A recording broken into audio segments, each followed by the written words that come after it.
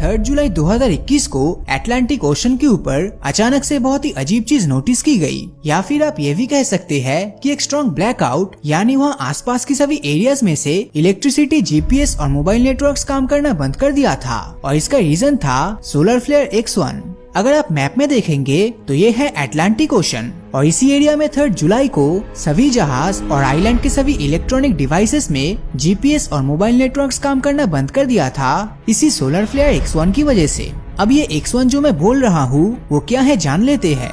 NASA ने इस सूरज से आने वाली इन वेव्स को ABCMX यानी कि 5 पार्ट्स में डिवाइड किया है, और इन पार्ट्स का भी अलग अलग पार्ट्स होता है। फॉर एग्जाम्पल 1, 1.5 या फिर 3। तो जो सोलर स्टॉर्म धरती पर 12 या 13 तारीख के बीच हिट करने वाला था, उसका लेवल X 1.5 है। अगर आपको एकदम प्रैक्टिकली समझाऊं तो इसका एक पॉजिटिव साइड भी है। ये तो आप सब जानते हैं कि हमारी धरती के चारों तरफ ऐसे इलेक्ट्रोमैग्नेटिक फील्ड्स हमें सूरज से आने वाली सोलर विंड या सोलर स्टॉर्म से बचाता है। अगर आप इस स्ट्रक्चर को ध्यान से देखेंगे तो धरती के मोस्ट ऑफ द पार्ट्स को ये इलेक्ट्रोमैग्नेटिक वेव्स सोलर स्टॉर्म से बचा लेता है, लेकिन धरती के ऊपर और नीचे के हिस्से में ये प्रोटेक्शन उतना भी सिक्योर नहीं है। और इसीलिए जब कभी भी सोलर स्टॉर्म बहुत पावरफुल होता है तो कई बार इसे धरती का मैग्नेटिक फील्ड सामने से डाइवर्ट करके उन स्टॉर्म को इन पोलर रीजन में भेज देता है, और इसीलिए वहाँ रहने वाले लोगों को रात के अंधेरे में खूबसूरत नॉर्दर्न लाइट्स या अरोरा देखने मिलता है। इसके अलावा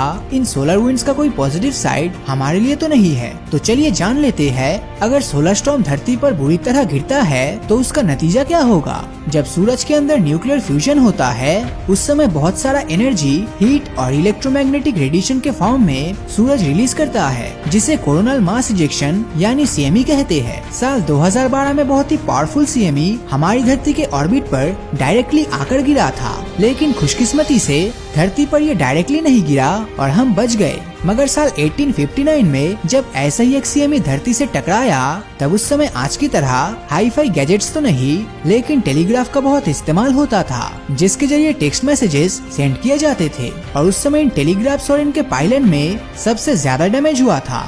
इस इवेंट को कैरिंगटन इवेंट भी कहा जाता है। मगर उस समय और आज के समय में काफी डिफरेंसेस है, क्योंकि आज के समय हमारे पास की ऑलमोस्ट सभी चीजें टेक्नोलॉजी से घिरी हुई है, और इसीलिए अगर ये सोलर स्टॉर्म आज के समय होता है तो डैमेज पहले से कई गुना ज्यादा होगा। तो अगर ये सोलर स्टॉर्म धरती के मैग्नेटिक फील्ड को चीरकर अंदर घुसता है तो इसके तुरंत बाद ही धरती और उसके पास मौजूद सैटेलाइट्स के बीच का रेडियो सिग्नल नष्ट हो जाएगा। फिर एक के बाद एक करके चार्ज्ड पार्टिकल्स लगातार धरती के मैग्नेटिक फील्ड्स पर हमला करेगा, और यही पार्टिकल धरती के पास घूम रहे सैटेलाइट्स पर डायरेक्टली हिट करेगा और उनमें मौजूद इलेक्ट्रॉनिक कंपोनेंट्स को खराब कर देगा। तो इसके 12 घंटे से लेकर कुछ दिनों के अंदर कुछ प्लाज्मा क्लाउड्स धरती के एटमॉस्फेयर में एंटर करेगा, और इसी के साथ आसमान में उड़ रहे सभी एरोप्लेन्स के GPS सिस्टम काम करना बंद कर देगा, और इनके बिना पायलट्स को अपना अधूरा सफर पूरा करना होगा। ये जियोमैग्नेटिक स्टॉर्म धरती के सभी पावर ग्रिड्स को खराब कर देगा, जिससे हर जगह पावर आउटेज देखने मिलेगा।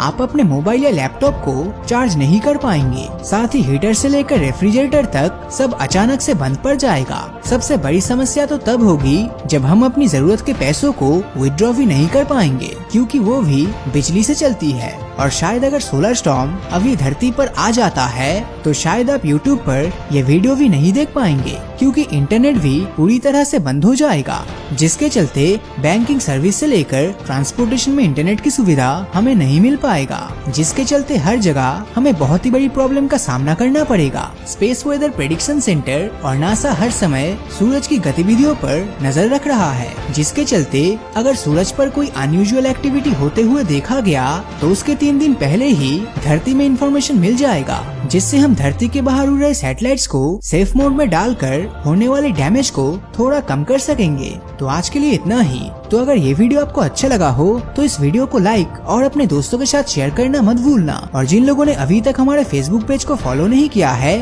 वो वीडियो के ऊपर दी गए फॉलो बटन को क्लिक कर दीजिए, ताकि जब भी कोई नया वीडियो अपलोड होगा उसका नोटिफिकेशन आप तक सबसे पहले पहुँचेगा। तो मिलता हूँ आपसे अगले वीडियो में, और हमेशा की तरह थैंक्स फॉर वॉचिंग।